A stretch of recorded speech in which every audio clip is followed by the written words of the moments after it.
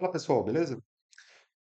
Hoje eu vou trazer para vocês um vídeo levemente diferente, deslocado, que inclusive é, é um motivo, né, da interrupção na continuidade dos vídeos ali da playlist, até porque, de certo modo, isso causou alguns impactos na minha vida, pelo menos de algumas ações ou de algumas coisas que eu tive que realizar, e até de algumas confusões e reflexões que tinham que ser muito bem analisadas e colocadas aqui nesse canal também, por que não? Afinal de contas, a gente sabe que os temas da filosofia eles não se referem somente a uma complexidade abstrata, né? Ou seja, o entendimento de várias coisas ali relacionadas a um extrato puramente mental ou noológico, mas além disso, né? Além disso, estão no cotidiano. Então, estando no cotidiano, a gente tem que estar atento ali, tudo que está acontecendo, e uma das coisas que aconteceu, obviamente, que geralmente acontece, né? A gente só não presta muito atenção, porque, na verdade, existe ali uma estatística brasileira que não mente. Então, a estatística brasileira ela é bem pejorativa ao cenário ou à cultura brasileira. Por exemplo, com a questão ali dos pequenos delitos, né? De tudo que está acontecendo no cenário da das ruas brasileiras, né? Ou como que se desenvolve a cultura brasileira em cima de uma moral.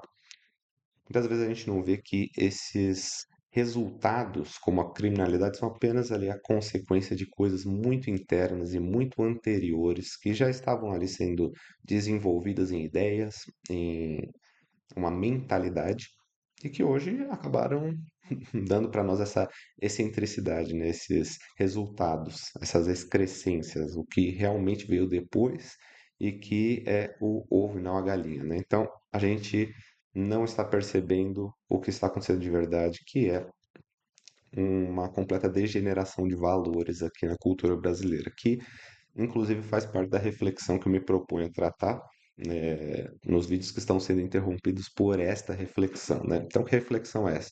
A gente já vem percebido aqui que os, eh, os furtos, né, roubos, eles são comuns no Brasil. Se você nunca, né, sofreu um assalto no Brasil, provavelmente você está eh, à margem da estatística brasileira, né? Porque é comum entre os brasileiros já ter tido algum contato específico deste modo com a criminalidade, né? E a gente sabe que esses roubos e furtos até, eles são crimes que eles podem atingir uma violência, né? E violência, no final das contas, gera perda. Então, todos esses atos, mesmo que sejam um roubo no grito ali, ele usa de violência. E essa violência, ela não gera somente uma perda, que ela é uma perda material. Ela gera uma perda simbólica dentro de um extrato mental, ou seja, ela gera danos à consciência e também danos à visualização que a consciência tem do cenário em que ela se embute, né? Bom, mas seguindo, a gente entende ali que um país que muitas vezes ali se colocou na estatística de pior violência, pior educação, sendo também tão grande, peculiar como o nosso, afinal de contas, o nosso país é tão grande que poderia ser dividido em três e ainda ficaria de boa.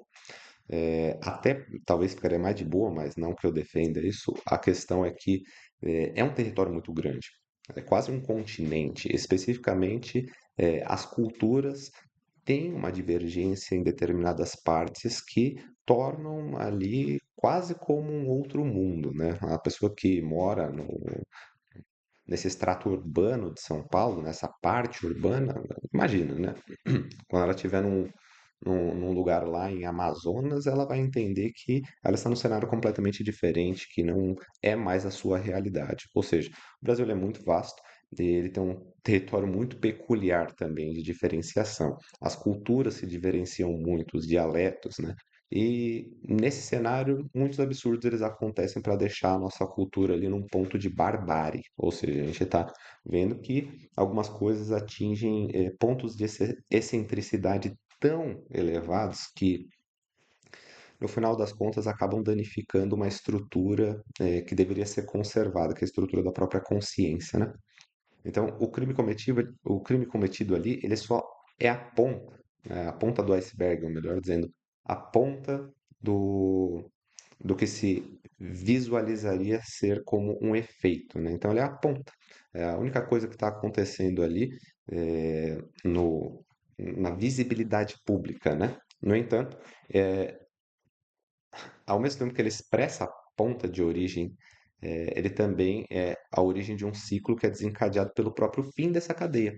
Ou seja, que seria a receptação, né, de um item duvidosamente vantajoso. Então, imagina o seguinte: parece que o ato de cometer um crime, ele não é tão um crime assim vistoso, né, como cometer um assalto ou cometer um roubo à mão armada, inclusive foi o que aconteceu comigo. Isso não é tão grave quanto comprar um item duvidoso, que provavelmente é, esse mesmo item que foi roubado pela mão armada ali de um assaltante que retirou de alguém que trabalhou, né? Então esse mesmo item ele está indo para alguém que compra, né? Se tem alguém que vende, tem alguém que compra. Você sempre tem esse aspecto incrustado na nossa mente, né? Então, o que que acontece? A gente sabe ali que o brasileiro, ele adora vantagens. Por conta disso, o oportunismo é um mal aqui, né? O mal a gente chama de pilantragem ou a gente chama de malandragem, mas os golpes, eles são comuns ao brasileiro. São comuns. Então, o brasileiro, ele foi pouco a pouco se dessensibilizando ali dessa anomalia que é a criminalidade, que também, né, põe à margem da sociedade física as pessoas que o cometem, né? Então, assim, a partir do momento que você comete um crime, é comum em todas as culturas, pelo menos na maior parte das culturas, que você se ponha à margem da sociedade cívica, então você está fora. No entanto, o sensacionalismo ele faz ali com que os valores eles sejam artificializados e eles acabam se acinzentando, né? Ou seja, para que não seja observado muitas vezes a infiltração de intenções que são piores ali, né? Sob a máscara de uma inocência. Então, muitas vezes é tipo, não sabia disso, né? Não sabia. Então, omite o seu intelecto sobre algo óbvio. Isso afrouxa a moral também. Ou seja, você está vendo ali que tem uma coisa duvidosa. Você sabe que a gente sempre tem aquela frase, né? Quando a esmola é demais, o santo desconfia. Então, assim, a moral frouxa é uma característica do brasileiro. Pronto para simpatizar ali com o que é impróprio e até adulá-lo por uma vantagem, se for geralmente ali econômica nessa vantagem. Então, isso dá origem ali ao que a gente utiliza de fato, né, quando a esmola é demais, o santo desconfia, porque, né, quando a pessoa ia lá colocar uma esmola gigantesca na caixinha ali de esmola, o santo que estava ali em cima ele já olhava e falava, a intenção desse daqui, não sei o que ele está querendo, né, com tanta esmola. Por que que ele está dando tanto assim? Será que tem alguma coisa que ele está querendo compensar? Ou será que tem alguma coisa que ele está querendo ganhar, né? É sempre um pensamento mais ou menos assim que guia a análise sobre que talvez vantagens demasiadas sejam duvidosas, né? No entanto, não só a criminalidade foi sendo dessensibilizada aqui no brasileiro, mas também a moral dele foi tornando essa criminalidade um tom meio cinzento, ou seja, às vezes o bandido ele pode ser cometido um afoito ali pelo sistema que está fazendo com que ele execute tais atos para entrar dentro de um lance conhecido como máfia, né? Então a máfia ela é uma organização que tende a cinzentar as coisas. No entanto, a gente sabe que isso não deixa de qualificar um crime especificamente, né? Então a gente sabe quando a esmola demais o santo desconfia, a gente pode dizer que quando o benefício é demais, o brasileiro glorifica, né? O que que deveria ser feito é cessar o mal antes, né? Então, ao invés de cessar o mal antes de se orientar ali pela palavra, pelo Espírito Santo, ou mesmo ali pelas intuições de sua própria moral mais humana e interna, o brasileiro ele pede proteção para Deus para fazer o mal, né? Então, a gente conhece aquela cena do Cidade de Deus, onde tá ali os criminosos orando antes de cometer um ato hediondo e orando tudo errado, né? Eles trocam o vossa por nossa, né? Então não é que seja feita a vossa vontade, mas a nossa. Então, assim, já demonstra exatamente, né, qual que seria ali a repercussão dos atos dele, né? Porque se está fazendo o que eles querem, então não vai dar certo. Agora, se descaracteriza até mesmo aquilo que Cristo diz numa oração num rezo tão sério ali, né? Especificamente numa oração que se faz para buscar ali a orientação e o afastamento, inclusive no final, como é dito, da tentação. Então, livrar-me da tentação, né? Naquele determinado momento, a gente entende que isso é um reflexo da cultura brasileira. E mais precisamente também que a moral, aí, né, a reflexão final é que a moral, ela vem de um senso, né? Vem de um senso de humanidade. E esse senso de humanidade, ele é expresso devidamente nos mandamentos do Cristo, de amar a Deus acima de todas as coisas, de amar o próximo como a ti mesmo. Não seria preciso rever todos os valores se simplesmente esse filtro ele condecorasse as ações das pessoas no cotidiano. Então é uma coisa bem óbvia que não posso deixar escapar, que a maior parte das pessoas nem mesmo se atenta às palavras do Cristo, porque são muito óbvias, diretas e fáceis de se aplicar quando reta na análise, né? Em todo tipo de influência deve ter uma análise. Então, você está recebendo uma coisa daqui, dali, daquilo outro, do celular, do que você está vendo na TV, ou do que você está comprando, ou de onde você está investindo, a sua energia, seu tempo, seu dinheiro, tudo isso tem que ter uma análise, e uma análise séria.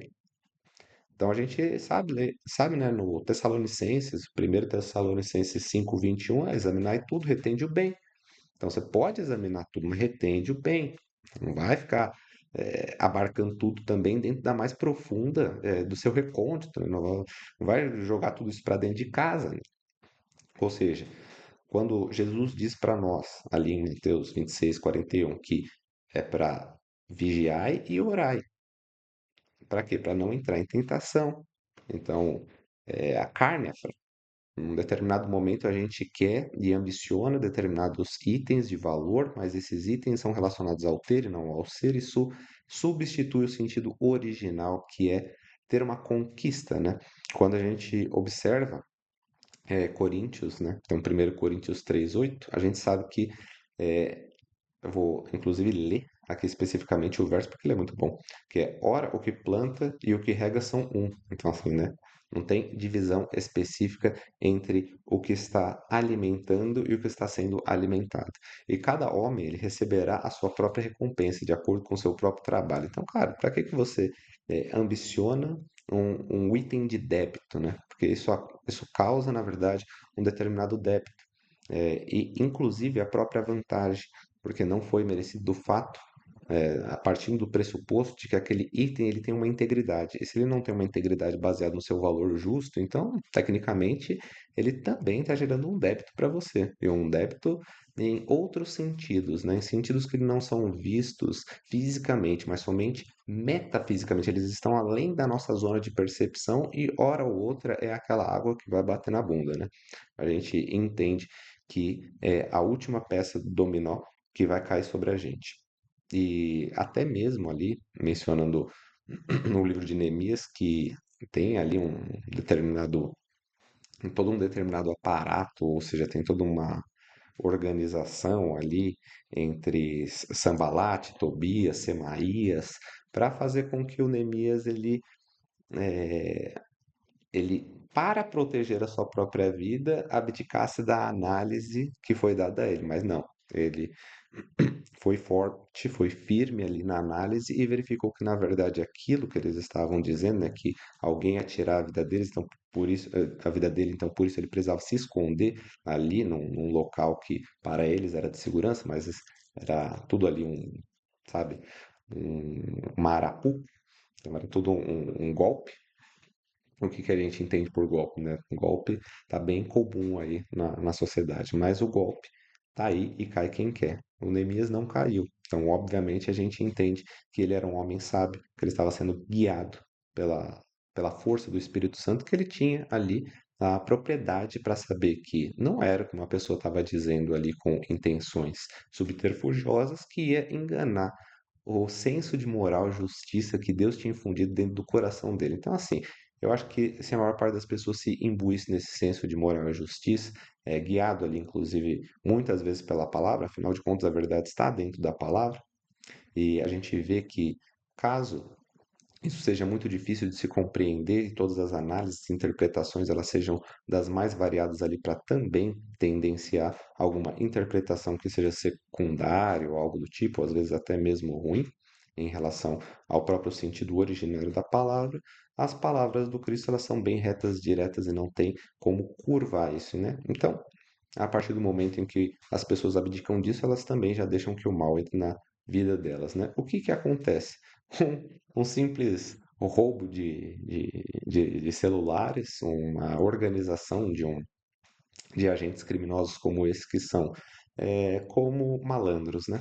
Então, malandros como esse, na verdade, eles estão sentenciados, assim como aqueles que, hora ou outra, só se beneficiam de coisas que são imerecidas.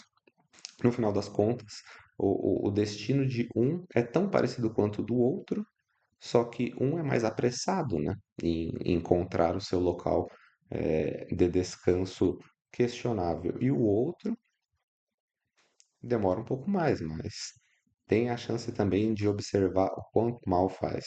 Então, ambos, em determinado ponto, são bombardeados ali pela perspectiva de o quanto mal isso pode realizar ao seu próximo, né?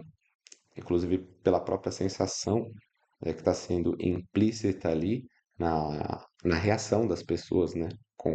Que lidam com esse tipo de crimes hediondos. Só que, aparentemente, não só isso é negado, né? Esse sentimento de humanidade, mas também é confrontado. Então, hora ou outra, né? De pouco em pouco, não somente a moral ela vai sendo afrouxada numa amoralidade, mas ela também vai sendo convertida numa imoralidade, né? Depois de se tornar amoral, pode ser preenchido por intenções que invertem simplesmente o valor da moral. E é aí que acaba criando-se as máfias, né? Fazendo tanto quem vende quanto quem compra. Bom, é isso. Eu vou interrompendo por aqui, até porque tem outro vídeo aí já no caminho.